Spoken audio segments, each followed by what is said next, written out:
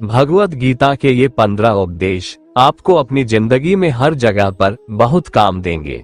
जिंदगी की हर मुश्किल में आपको राह दिखाएंगे। ये दिव्य उपदेश, ये बातें जानना और समझना आपके लिए बहुत जरूरी है। इसलिए इन 15 उपदेशों को आप अंत तक जरूर सुने। श्रीमद् भगवत गीता का पहला उपदेश ये है कि इस संसार में कोई भी अपना नहीं है। ये संसार एक माया है, क्योंकि यह बदलता रहता है, इसलिए इसके साथ कभी मोह नहीं करना चाहिए। जो हमारे पास है वो हमारे पास ही रहने वाला है, यही तो मोह है। इस संसार में किसी चीज को पकड़ने की कोशिश न करो और न उसे अपने पास हमेशा रखने के सपने देखो, क्योंकि माया को पकड़ना असंभव है। ये शरीर, माँ पिता, भाई बहन, सगे संबंधी, मित्र पड़ोसी, धन संपत्ति, मान अपमान, कुछ भी हमारे पास सदा के लिए रहने वाला नहीं है। इसलिए जब तक ये सब चीजें हैं, अपनी जिंदगी जियो, और जब वे जाने लगे तो जाने दो। न पकड़कर रखने की कोशिश करो और न खोने का शोक मनाओ, क्योंकि ये कभी अपने थे ही नहीं। ये तो प्रकृति ने किसी उद्देश्य के लिए हमें कुछ समय के लिए दिए, और जब उद्देश्य पूरा हुआ तो वापस ले लिए। इसीलिए किसी भी चीज के लिए मोह मत करो। श्रीमद् भगवत गीता का दूसरा उपदेश ये है कि मनुष्य को अपने कर्म का फल भोगना ही पड़ता है। भगवान श्री कृष्ण भगवत गीता में कहते हैं, अवश्यमेव भोक्तव्यम कर्म कृतम शुभाशुभम, अर्थात मनुष्य को अपने शुभ एवं अशुभ कर्मों का फल भोगना ही पड़ता है। जिस प्रकार सैकड़ों गायों के बीच बछड़ा अपनी माँ को खोज लेता है, ठीक उसी प्रकार कर्म का फल आपको हजारों के भीड़ में भी खोज लेगा। मित्रों, एक समय की बात है, एक महात्मा अपने शिष्य के साथ घूमने के लिए निकले। चलते चलते जब महात्मा और उनका शिष्य एक तालाब के पास से गुजर रहे थे, तो उन्होंने वहां एक मछुआरे को पानी में जाल डाले मछली पकड़ते हुए देखा। शिष्य को ये बात बहुत बुरी लगी और वह मछुआरे को अहिंसा परमो धर्म का उपदेश देने लगा। लेकिन मछुआरा उसकी कोई बात समझने को तैयार नहीं हुआ। पहले मछुआरा शिष्य की बात को टालता रहा, लेकिन जब उसने शिष्य की बात नहीं माना तो दोनों के बीच में लड़ाई झगड़ा शुरू हो गया। दोनों को झगड़ते देख महात्मा ने शिष्य का हाथ पकड़ा और अपने साथ ले गए। महात्मा ने शिष्य को कहा कि बेटा, हमारा काम तो सिर्फ समझाना है, लेकिन भगवान ने हमें सजा देने के लिए धरती पर नहीं भेजा है। शिष्य ने कहा, गुरुजी, हमारे राजा को इस तरह के लोगों के बारे में पता है जो इस तरह के बुरे कार्य करते हैं, फिर भी राजा इन लोगों को दंड नहीं देते हैं। आखिर इस तरह के लोगों को सजा कौन देगा? शिष्य की बात सुनकर महात्मा ने कहा कि बेटा, तुम परेशान मत हो, इनको सजा देने वाली भी एक अलौकिक शक्ति इस दुनिया में है जो सब कुछ जानती है। भगवान की नजर सबके ऊपर है और वह सबके कर्मों का हिसाब रखते हैं। इसलिए तुम अभी चलो, तुम्हारा उससे झगड़ा करने का कोई फायदा नहीं है। शिष्य गुरु जी की बात सुनकर संतुष्ट हो गया और उनके साथ चल दिया। इस बात को बीते हुए 2 वर्ष का समय निकल चुका था। एक दिन महात्मा और उनका शिष्य फिर उसी नदी के पास से गुजर रहे थे। शिष्य भी 2 साल पहले वाली मछुआरे वाली घटना भूल चुका था। वहां उन्होंने एक घायल सांप को देखा जो बहुत परेशानी में था। उस सांप को हजारों चींटियां नोच नोच कर खा रही थी। शिष्य ने ये दृश्य देखा तो उसका दिल करुणा से भर गया। उससे ये सब देखा नहीं गया। वह सांप को बचाने के लिए जाने ही वाला था कि महात्मा ने उसका हाथ पकड़ लिया और उसको जाने से मना कर दिया। शिष्य ने गुरु से पूछा, आप मुझे सांप को बचाने के लिए क्यों नहीं जाने दे रहे? महात्मा ने कहा, इस सांप को अपने कर्मों का फल भोगने दो। अगर तुमने इसको बचाने की कोशिश की तो इस बेचारे को अगले जन्म में फिर ये दुख भोगने पड़ेंगे, क्योंकि कर्म का फल सभी को भोगना पड़ता है। शिष्य ने महात्मा से पूछा कि गुरुजी, इसने ऐसा कौन सा कर्म किया है जो यह इतना भयंकर कष्ट भोग रहा है? महात्मा ने कहा कि यह वही मछुआरा है जिसको तुमने 2 साल पहले मछलियों को ना मारने का उपदेश दिया था, और वह तुम्हारे साथ लड़ने के लिए तैयार हो गया था। वह मछलियां ही ये चींटियां हैं जो इसको नोच नोच कर खा रही है। शिष्य महात्मा की बात सुनकर हैरान हो गया और उसने महात्मा से कहा कि गुरुजी, यह तो बड़ा ही अजीब सा न्याय है। महात्मा ने कहा, बेटा, इस दुनिया में स्वर्ग और नरक के सारे दृश्य मौजूद हैं। तुम्हें इस धरती पर हर जगह ईश्वर के न्याय के नमूने देखने को मिल सकते हैं। इसलिए अपने कर्म को हमेशा याद रखना चाहिए, क्योंकि सच यही है, जो हम करेंगे वो एक दिन हमें भोगना ही पड़ेगा। महात्मा ने कहा कि हमारे जीवन का हर पल बहुत ही कीमती है, इसलिए इस जीवन को बुरे कर्म करके बर्बाद नहीं करना चाहिए। शिष्य को गुरु जी की बात समझ में आ गई। दोस्तों, यदि हम अपने जीवन में बहुत ज्यादा अच्छे कर्म करते हैं तो उसी के फलस्वरूप भगवान हमारे साथ न्याय करेंगे। इसलिए हमें जीवन में हमेशा अच्छे कर्म करने चाहिए। श्रीमद् भगवत गीता का तीसरा उपदेश ये है कि आज में जियो, कल की चिंता करना छोड़ दो। मित्रों, हमें कल की चिंता में आज को खराब नहीं करना चाहिए। अधिकतर लोग भविष्य के लिए धन संचय करते हैं, लेकिन वर्तमान में परेशान होते रहते हैं और इस तरह वह जीवन में कभी भी सुखी नहीं रह पाते हैं। मित्रों, एक बार की बात है, एक बहुत ही धनी व्यापारी था। उसके पास अपार धन संपत्ति थी। एक दिन उसने अपनी पूरी संपत्ति का मूल्य निकाला तो उसे मालूम हुआ कि उसके पास इतना धन है जिससे उसकी 7 पीढ़ियां आराम से जी सकती है। व्यापारी ने सोचा कि मेरी सिर्फ 7 पीढ़ियां ही सुखी रहेंगी, 8वीं पीढ़ी का क्या होगा, उन्हें सुख कैसे मिलेगा। ऐसा सोचकर वह एक संत के पास गया। संत से व्यापारी ने कहा कि महाराज, कृपया मेरी चिंता का निवारण करें। मेरे पास सिर्फ 7 पीढ़ियों के लिए ही धन है, मेरी 8वीं पीढ़ी भी सुखी जीवन जी सके, इसके लिए कोई उपाय बताएं। संत ने कहा कि गांव में एक वृद्ध महिला है, उसके घर में कमाने वाला कोई नहीं है, बड़ी मुश्किल से उसे रोज का खाना मिल पाता है। तुम एक काम करो, उस महिला को आधा किलो आटा दे दो। इस छोटे से दान से तुम्हारी समस्या हल हो जाएगी। व्यापारी अपने घर गया और वहां से एक बोरी आटा लेकर महिला के घर पहुंचा। उसने वृद्ध महिला से कहा कि मैं आपके लिए एक बोरी आटा लेकर आया हूं, कृपया इसे ग्रहण करें। वृद्ध महिला ने कहा कि आज मेरे पास आटा है, इसीलिए मुझे ये नहीं चाहिए। व्यापारी ने बोला कि रख लीजिए, इससे आपको कई दिनों तक खाने की चिंता नहीं करनी पड़ेगी। महिला ने कहा कि मैं इसे रखकर क्या करूंगी, मेरे आज के खाने की व्यवस्था हो गई है। व्यापारी ने कहा कि ठीक है, ज्यादा मत रखो, थोड़ा ही ले लो, कल काम आ जाएगा। महिला बोली कि मैं कल की चिंता नहीं करती, जैसे आज खाना मिला है कल भी मिल जाएगा। महिला की बात सुनकर व्यापारी को समझ आ गया कि इस महिला के पास भोजन की व्यवस्था नहीं है, लेकिन ये कल की चिंता नहीं करती है। मेरे पास तो अपार धन संपत्ति है, फिर भी मैं बिना वजह चिंता कर रहा हूँ। मुझे इस चिंता का त्याग कर देना चाहिए। मित्रों, इसलिए भगवान श्री कृष्ण कहते हैं कि हमें कल की चिंता में आज को खराब नहीं करना चाहिए। श्रीमद् भगवत गीता का चौथा उपदेश ये है कि जो होता है अच्छे के लिए होता है, जो हो रहा है वो भी अच्छे के लिए हो रहा है, और जो आने वाले भविष्य में होगा वो भी अच्छे के लिए ही होगा। मित्रों, ऊपर वाले के फैसले पर कभी नाराज नहीं होना चाहिए, क्योंकि ऊपर वाला वह नहीं करता जो आपको अच्छा लगता है, ऊपर वाला वह करता है जो आपके लिए अच्छा होता है। मित्रों, एक बार की बात है, एक राजा तलवारबाजी कर रहा था तो अचानक से उसके अंगुली में कट लग गया। पास खड़े मंत्री अचानक बोल उठे, राजा साहब चिंता ना करें, जो होता है अच्छे के लिए होता है। ये सुनते ही राजा को गुस्सा आ गया और राजा ने उस मंत्री को कारागृह में बंद करने का आदेश दे दिया और सैनिकों से कहा कि इसको फांसी पर चढ़ा दिया जाए।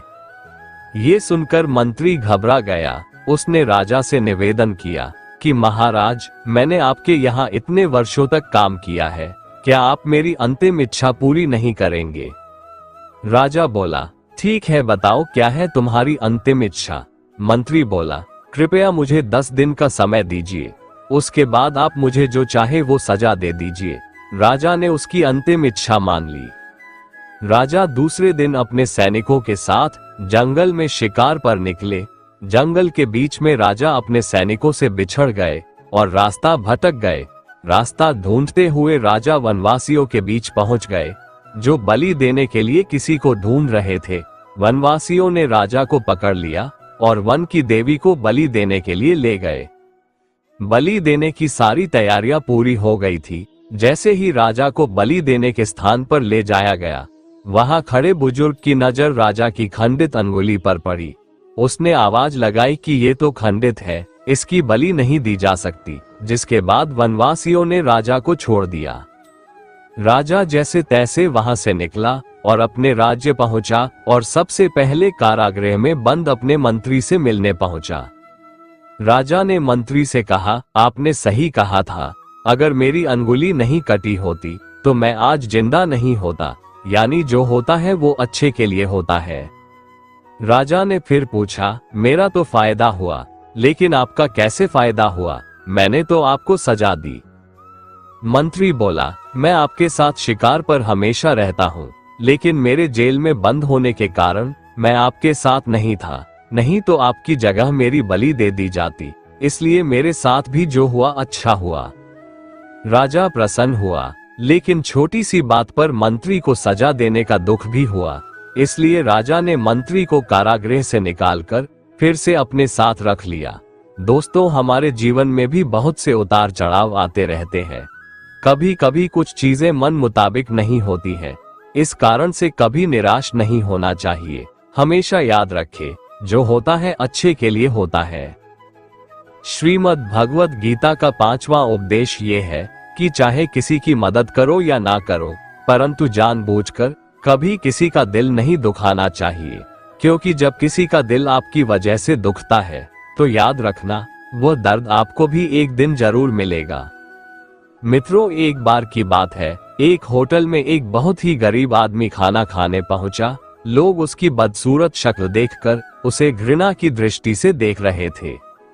सभी लोग उस गरीब आदमी को होटल से जाने के लिए कह रहे थे, लेकिन होटल में काम करने वाली एक लड़की को उस गरीब आदमी पर दया आ गया और वह लड़की उसके पास आकर बोली कि बताइए, मैं आपकी क्या सेवा कर सकती हूँ। लड़की के इस दयालु व्यवहार से उस गरीब आदमी को बहुत ही ज्यादा आंतरिक खुशी हुई और उसने उसे बहुत धन्यवाद दिया, क्योंकि उस लड़की ने उसके साथ एक इंसान की तरह व्यवहार किया, न कि एक गरीब की तरह। होटल के मैनेजर ने उस लड़की को चेतावनी दिया कि अगर वह आदमी खाने के पैसे नहीं दे सका तो उसकी वेतन से काट लिया जाएगा। लड़की ने सहमति जताई और उस गरीब व्यक्ति से कहा कि आपको जो मर्जी है खा लो, क्योंकि आज मुफ्त में खाने मिल रहे हैं। गरीब आदमी ने खाना खाने के बाद उस लड़की को धन्यवाद दिया और खुशी खुशी वहां से चला गया। उसके बाद वह लड़की टेबल साफ करने के लिए आए तो उसने गरीब व्यक्ति द्वारा छोड़ा गया एक संदेश देखा, जिसमें लिखा था, आपका व्यवहार बहुत ही सुंदर है। मैं इस होटल का मालिक हूँ, लेकिन मैंने ये देखने के लिए खुद को एक गरीब के रूप में पेश किया कि हमारे कर्मचारी गरीब ग्राहकों के साथ किस प्रकार पेश आते हैं। आपको ये बताते हुए मुझे बहुत खुशी हो रही है कि आप इस होटल के नए प्रबंधक होंगे। आपको इस नए पद के लिए बहुत बहुत बधाई। मित्रों, इसलिए भगवान श्री कृष्ण कहते हैं कि किसी की मदद करो या मत करो, लेकिन जानबूझकर कभी किसी का दिल नहीं दुखाना चाहिए। श्रीमद् भगवद गीता का 6वां उपदेश ये है कि मृत्यु से कभी भय नहीं करना चाहिए। जन्म मरण हमारे हाथ में है ही नहीं, तो फिर इसका भय क्या करना। भगवान श्री कृष्ण कहते हैं, मृत्यु एक अटल सत्य है जिसे कभी बदला नहीं जा सकता है। इस संसार का जब से निर्माण हुआ है तब से जन्म मृत्यु का चक्र चलता आ रहा है। जिस प्रकार मनुष्य अपने पुराने वस्त्रों को त्याग कर नए वस्त्र धारण करता है, ठीक उसी प्रकार आत्मा पुराने व्यर्थ शरीर को त्याग कर नए शरीर को धारण करती है। ये प्रकृति का नियम है। इस सत्य को स्वीकार करके भयमुक्त होकर आज में जीना चाहिए। ज्ञानी व्यक्ति ना तो मरने वाले का शोक करते हैं और ना ही उनका शोक करते हैं जो अभी जिंदा है, क्योंकि वो जानते हैं जो मर गया वो फिर से जन्म लेगा और जो जिंदा है वो एक दिन जरूर मरेगा। श्री कृष्ण कहते हैं, आत्मा अजर अमर है। आत्मा न तो मरता है और न ही जन्म लेता है, क्योंकि आत्मा अजन्मा, नित्य, सनातन और पुरातन है। शरीर के मारे जाने पर भी यह नहीं मरता। आत्मा को शस्त्र काट नहीं सकते और न अग्नि इसे जला सकती है। जल इसे गीला नहीं कर सकता और ना ही वायु इसे सुखा सकती है। भगवत गीता का 7वां उपदेश ये है कि मनुष्य को अपने मन को हमेशा नियंत्रण में रखना चाहिए। मनुष्य का मन वायु की तरह चंचल है। यह मन ही है जो मनुष्य को काम वासनाओं की तरफ भटकाता रहता है। अगर जीवन को सफल बनाना है तो मन पर काबू करना बहुत जरूरी है। मन को वश में करने से दिमाग की शक्ति केंद्रित होती है, जिससे कार्यों में सफलता मिलने लगती है। गीता के अनुसार जिस व्यक्ति ने अपने मन पर काबू पा लिया, वह मन में पैदा होने वाली बेकार की चिंताओं और इच्छाओं से भी दूर रहता है। साथ ही व्यक्ति अपने लक्ष्य को भी आसानी से प्राप्त कर लेता है। अगर मन को वश में नहीं करोगे तो वह तुम्हारा सबसे बड़ा शत्रु बन जाएगा और तुम्हें धर्म और सत्य के रास्ते से भटकाएगा। भगवत गीता का 8वां उपदेश ये है कि मनुष्य को क्रोध करने से बचना चाहिए। क्रोध मनुष्य को नरक की ओर ले जाने वाला द्वार है। क्रोध करने से व्यक्ति का मन अशांत हो जाता है। वो आवेश में आकर कई बार अपना ही नुकसान कर बैठता है। भगवान श्री कृष्ण कहते हैं, मनुष्य को क्रोध करने से बचना चाहिए। कितना भी गुस्सा आए, स्वयं को शांत रखने का प्रयास करें। मित्रों, एक बार की बात है, एक किसान को खेत में छोटा सा नेवला का बच्चा मिला। उसे वो घर ले आया। किसान और उसकी पत्नी उसे अपने बच्चे की तरह पाले। नेवला उनके प्रति बहुत वफादार था। किसान की पत्नी को पुत्र की प्राप्ति हुई। अब वो नेवला को लेकर चिंतित थी कि कहीं उसके बच्चे को कोई नुकसान न पहुंचा दे, इसलिए वो नेवला को घर से बाहर रखने लगी। एक सुबह किसान की पत्नी अपने बेटे को सुलाकर दरवाजा बंद करके उसके पिता से देख रेख करने को कहकर मंदिर गई। कुछ देर बाद किसान भी नेवले को बच्चे का ध्यान रखने बोलकर खेतों पर चला गया। नेवले ने देखा एक सांप खिड़की से कमरे में प्रवेश कर रहा है। नेवला भी खिड़की से कमरे में घुसा और छोटा होने के बावजूद सांप को मारने में सफल हुआ। सांप के खून उसके मुंह में लग गया। वापस नेवला खिड़की से बाहर आकर बैठ गया। जब किसान की पत्नी मंदिर से लौटी तो नेवला के मुंह में खून लगा देखकर अत्यंत क्रोधित हो गई। क्रोध ने उसके विवेक और सोचने की शक्ति का हनन कर दिया। फलस्वरूप अपने बेटे का कातिल समझकर उसने नेवले को पास ही पड़े बड़े पत्थर से उस पर पटक कर मार डाला और रोती बिलखती अंदर कमरे में भागी। उसने देखा उसका बेटा सुरक्षित है और सो रहा है तथा खिड़की के पास एक सांप लहूलुहान मृत पड़ा है। किसान की पत्नी को सच्चाई का पता लग चुका था, लेकिन क्रोधवश जो अनर्थ उससे हुआ था उसका पछतावा करने के अतिरिक्त कोई विकल्प नहीं था। बिना सही गलत जाने उसने रक्षक को ही शत्रु समझकर मार डाला था। इसलिए श्री कृष्ण कहते हैं, क्रोध से मनुष्य मूढ़ हो जाता है, फिर उसकी सोचने समझने की शक्ति भ्रमित होती है। भ्रमित होते ही विवेक नष्ट होता है और जब विवेक नष्ट होता है तो मनुष्य का पतन हो जाता है।